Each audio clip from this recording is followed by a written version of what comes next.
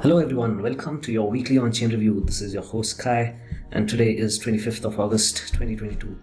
Let's dive into some important on-chain data. So last week we saw that SOPR was at the resistance, and we also warned our members in the on-chain report that there are a lot of resistances at this level and a drop can happen. One of the resistance mentioned last time was the SOPRs, both the long-term, short-term and adjusted. This is the short-term holders SOPR, and you see how it went. Whenever it goes above 1, you see a spike down. Right now also it is approaching 1. This is at resistance.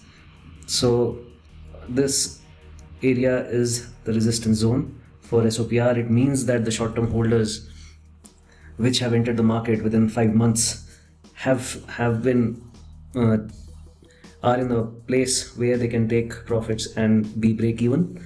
So this is a resistance zone in a bear market. This one line is the resistance, and we can expect more selling at short-term holders cost basis at this price. For bulls, what we need to see is that this SOPR evolves above this area, and like how it has happened here. But mostly we think that we are in this zone and it can take a longer time. So you see, we have already seen in this downtrend how as soon as we get above 1, like 1.01 or 1.02, we see a pullback here also. Then when we saw this big spike, then we saw a major pullback. Right now also we are in this zone, and even the 30-day moving average is approaching resistance right now. So this is an area to be careful. After the last dump from 25k, we are in a middle zone right now in Bitcoin price, and it is kind of a neutral zone, not a zone to trade heavy. For scalpers, of course, there are always opportunities, but for swing traders, it is no trade zone. Here you see, this is the present day SOPR.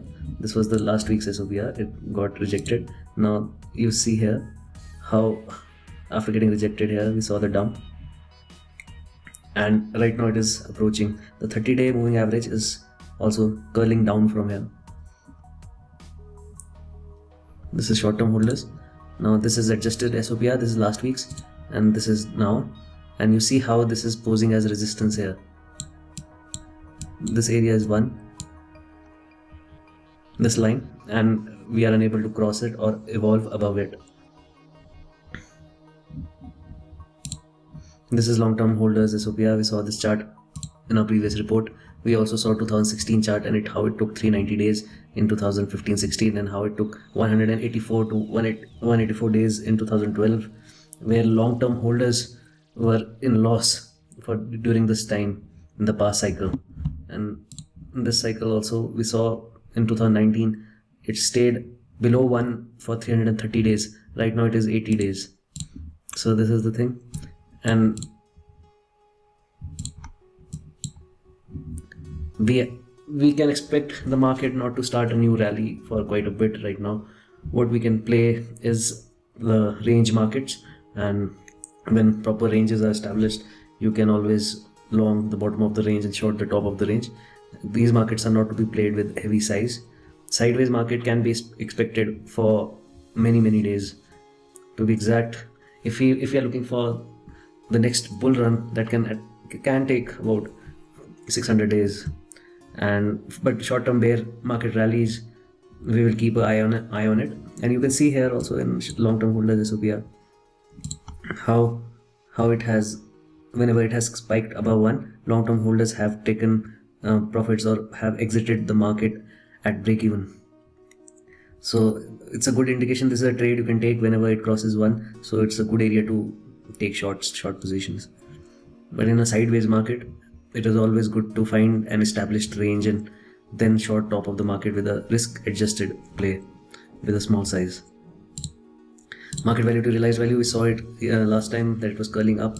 This time we see that this is the MVRV, the current MVRV, and the purple line is the 30-day moving average of the MVRV.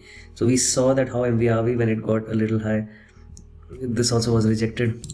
It was rejected from this line, and it has a lot of room to go still. It can go till 0.73. right? Currently it is sitting at 0.99. This is market value to realized value. This is the PUELL multiple. PUELL multiple also, presently PUELL multiple is sitting at 0.52. The least it has gone is at 0.33 level. We have seen miners selling, miner reserves falling. In the last video we did show you the chart of how miner reserves are depleting. This metric PUELL multiple shows miners activities, and it shows how there has been consistent selling as soon as there is a spike in prices. This is the NUPL.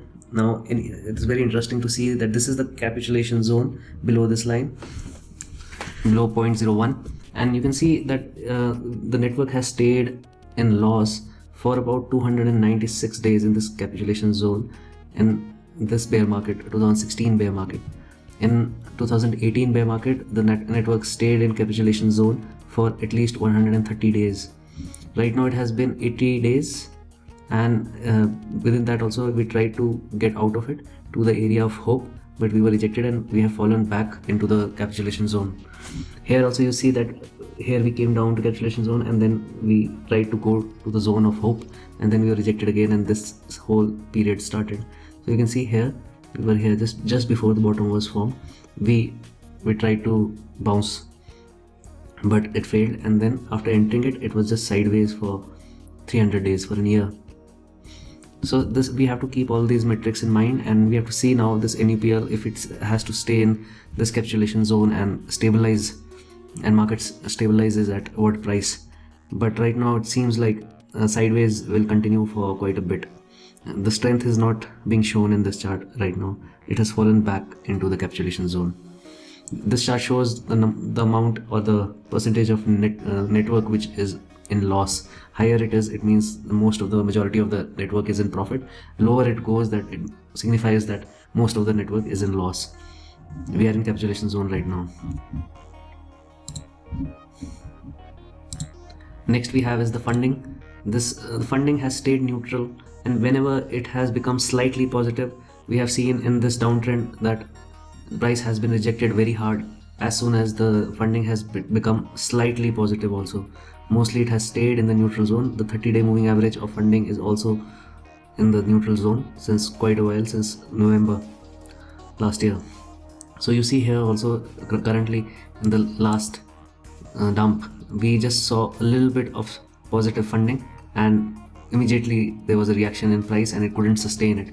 This also shows that market is very weak right now, and we have to see the signs of reversals before calling it. If this 25k was broken and negative funding was sustained, positive funding was sustained by the increase in price, that is the sign of strength. We haven't seen it right now. We are in a neutral zone, and as soon as it goes just above 1 and becomes positive, it's a good idea to get out of your positions or take a short. Next we have is the open interest. So open interest has been in a downtrend.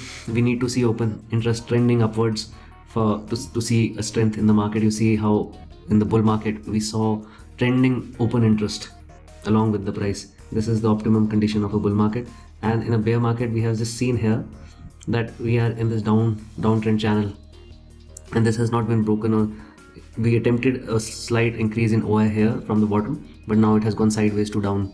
Right now it is falling from its high which was made during the 25k.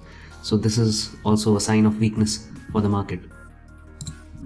Leverage is at all-time high, and this is a sign of worry for the market because a lot of derivative trades are sustaining the price, which is a sign of a weak market. In our last on-chain report also we made it very clear that this market is sustained by Ethereum, it is sustained by derivative and futures market, so, and not the spot. So that is not a healthy condition for the market. So this rally is not very healthy just because of these reasons, that it is fueled by Ethereum, the narrative of merge, and also leverage longs. So this, we don't have that much confidence in this rally as of now because spot is not buying, and I'll show you the charts for spot. But before that, next we have the fear and greed index. Fear, we jumped back into extreme fear. Last week it was fear at 34. We have jumped back into 25, and it's the state of extreme fear right now again. So if you see this heat map, you can see that it is kind of similar to this area, 2018 area where the bottom was formed. You can see how it got up and then formed the bottom here. So shape is a little similar. I am not too confident. I was looking at this area and how a lot of similarities are with this area of the price right now, but this area has become so popular in popular media. Everybody is looking at this, so I'm sure that this bottom is going to be different. Though a lot of metrics are pointing, in some of the on-chain metrics we have not even reached this area, we are somewhere here only. So I will be watching it. Though fear and greed index heat map shows somewhere here, or it's still in the zone of extreme fear. Here you can see it again. So yeah, we have fallen back into extreme fear zone. Now this is the net active addresses. We spoke about it in our previous reports, and you can see what we analyzed was that the network active addresses is not increasing. This is a sign of weakness. And now if you see, this is the same chart. It is EMA 7 of active addresses. Now you can see, like, whenever there is a rally, you saw that how much strength was there, and active addresses were increasing throughout from 14 till 17, and price was moving along with it, and this showed strength in the market. And once the active addresses, this indicator fell, which meant that not many people were actively trading Bitcoin or buying Bitcoin. After that, it took market a long time to recover. And it recovered, and this was not a lagging indicator, it was a this indicator actually showed us that a rally will come, because see here, the price, this moved first. When the price was here, it had already broken out of a V bottom, and then the price moved. So in here also you see that it broke out of the V bottom here during the corona drop, and we saw a rally in price. So some kind of an indication like this has to be there in the market, so that we can say that there is a proper reversal happening. For now it is in a downtrend. It was in a heavy downtrend, and now it is, like right now also it is in a downtrend, not completely sideways. Also it is trending down with the price. So this is a sign of weakness. There's not much confidence in the market right now. So we see that August has stayed neutral, and how all these metrics also, they are displaying neutrality, and you see the returns in average returns in August are usually it's a neutral month. It'll be interesting to see September. Now usually is the worst month in crypto. Let's see with all these news events where it takes us. And it's always better not to trade when there is high uncertainty and there are a lot of news events happening. If you're trading, you trade with very small size, and you get out fast of your positions, and not have those kind of expectations which you carry in bull market, which is 10x or 100x. Here you make some profit, play a setup, and get out of it with minimal greed. Seasonality we have seen, we are somewhere here, and this is September. It's always the worst. So this kind of a formation is there. So we have to see how September plays out.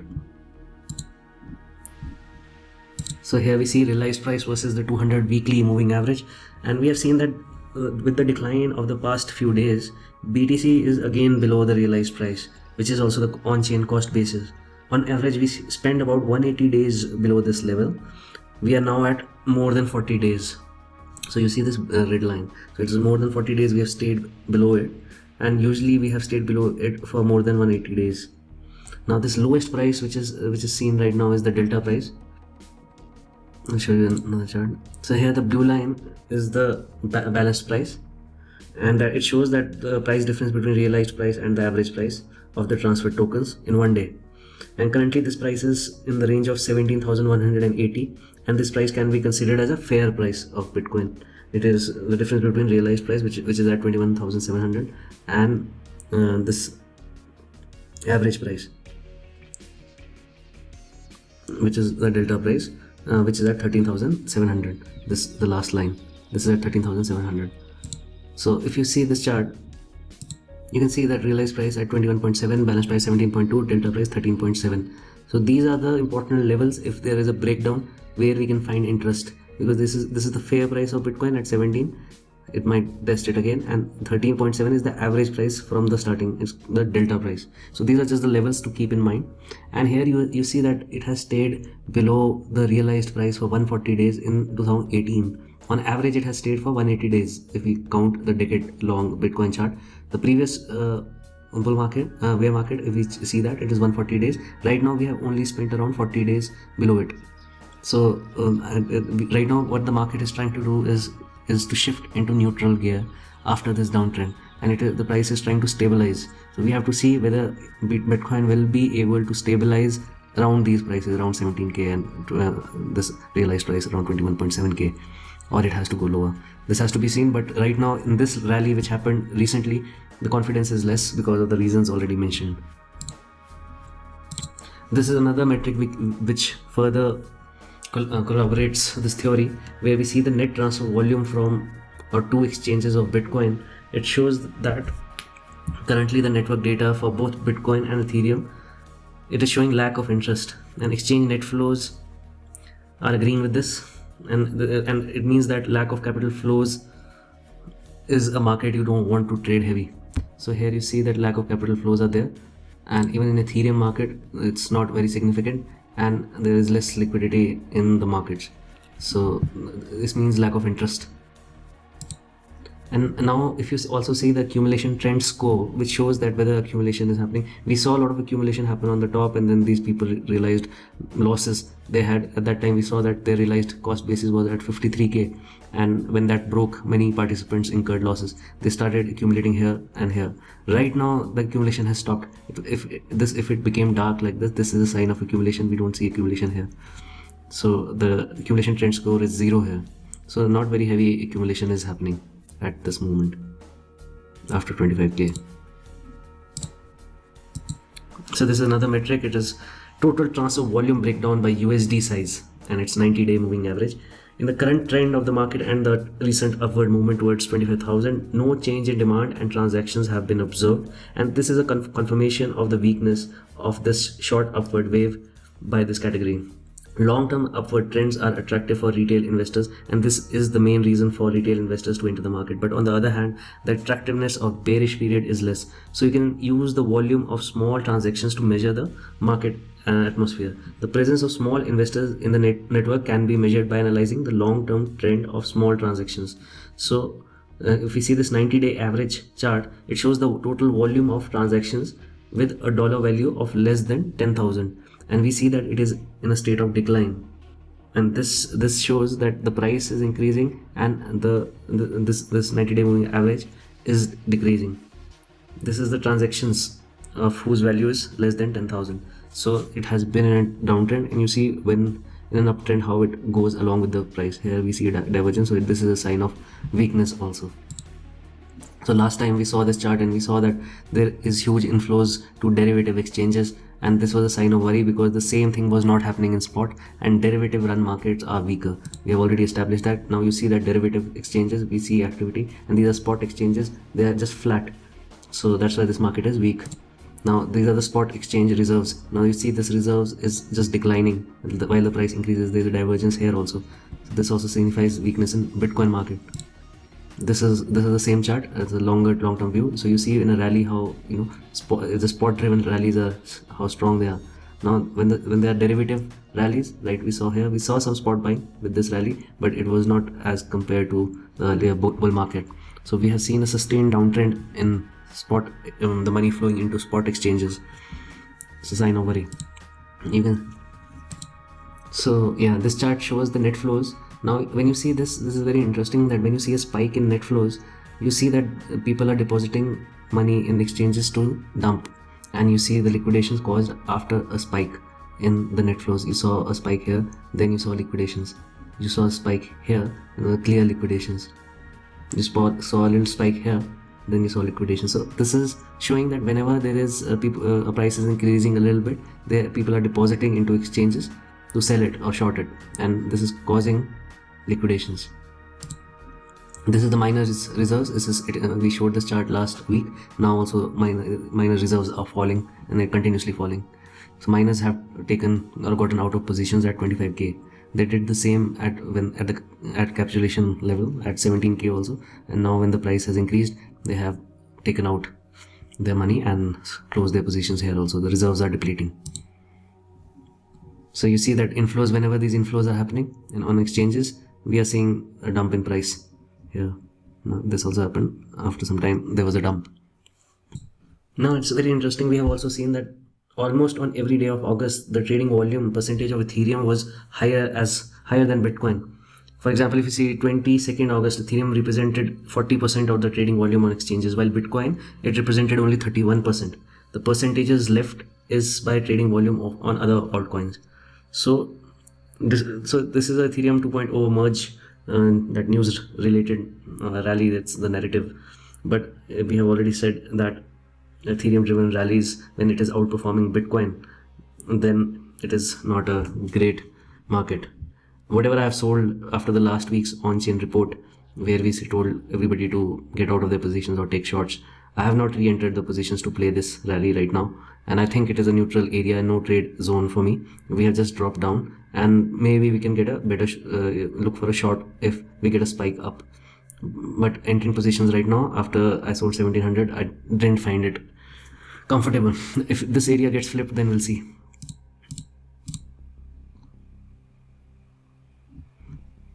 This is the halving chart. We saw this halving chart last time. We have already established that it has taken 600 days after the bottom was formed, after the bull market, for the next rally to start. After the halving also, it has taken 160 days. So you can see here right now halving is 600 days away, and after 160 days of that, it means 700 days away. So that means two years of time. 2025. Before that, these are the rallies which we have seen in the past decade, and it is not a very interesting zone. Here is another level to keep in mind. It is the cost basis of those entities which have from 10 to 100 Bitcoin with them. So this is 12,780. So we saw delta price and this cost basis of holders of 10 to 100 Bitcoins. It's at 12,780. So 13K has these two confluences. So yes, that is it for today, guys. And for me, it is a neutral state where the market is right now, sideways market. Get your range game on and keep your greed in control. Keep your mind stable. Don't force trades. If there are no trades, it's okay not to trade. You can analyze the market without putting or betting your money. You can paper trade. You can sharpen your trading skills. Most importantly, you should work on your mindset. We are giving tips in our Discord every day, and if you're following, you know that there's a lot of alpha which is flowing there. I'm leaving you with this for today's video. This is to improve your psychology for trading. I hope all this helps you and makes you a better trader, and I wish you all the best. I will hope that you will join me next week. Thank you very much.